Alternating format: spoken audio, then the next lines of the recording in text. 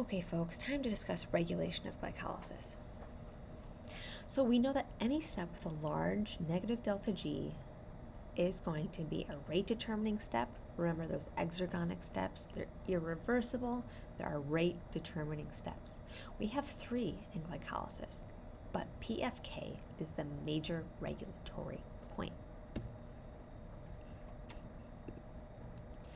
We have hexokinase, we have pyruvate kinase, but it's PFK, this one here. That's going to be our main regulatory point. Why don't we regulate the other steps as much? Well, yes, the first step, hexokinase, is rate limiting. However, depending on our source of glucose, hexokinase is sometimes totally skipped. So regulating an enzyme that isn't used all of the time in glycolysis doesn't make much sense. For example, in muscle, it's very common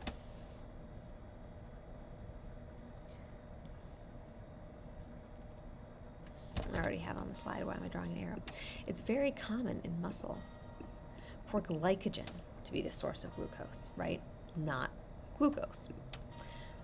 What's happening is that glycogen phosphorylase, the enzyme that we've already learned about, takes glycogen and its product is glucose 1-phosphate, right? There is another enzyme called phosphoglucomutase that changes glucose 1-phosphate directly into glucose 6-phosphate. The whole point of hexokinase is to form glucose 6-phosphate from glucose. But if glycogen is the source of glucose, we jump directly to glucose 6-phosphate without even needing hexokinase. So why would we regulate an enzyme that's not used all the time? Similarly, folks, we could regulate the last step of glycolysis, pyruvate kinase, It is rate limiting. However, it is the very last step of glycolysis. If you want to slow down flux through glycolysis or stop flux through glycolysis, why would we wait until the very end when we've already done all of the steps? Doesn't make much sense. So that brings us to the step that is regulated most often, phosphofructokinase. This is the main point of regulation.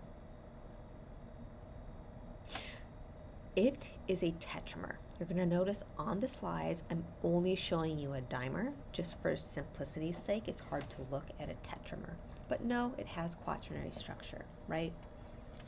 And I've shown you kind of its symmetry. So we have one monomer with an active site and an allosteric site interacting with another monomer that's kind of flipped 180 degrees.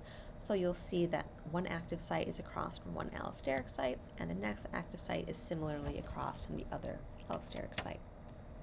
Before we jump into regulation, folks, let's remind ourselves of the substrates and products of this enzyme. So the substrates are fructose 6-phosphate, magnesium, and ATP.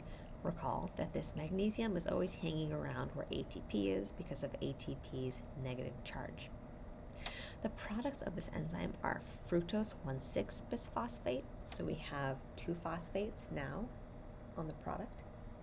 Of course, magnesium and ADP. In this enzyme structure, this is a crystal structure I got online, you'll see that I've actually shown you the enzyme with products bound, right? So you should note down here on the bottom, these are the products in the crystal structure. That indicates active sites down here, allosteric site is up there. Up next, folks, we'll jump into the detail of how this enzyme is regulated.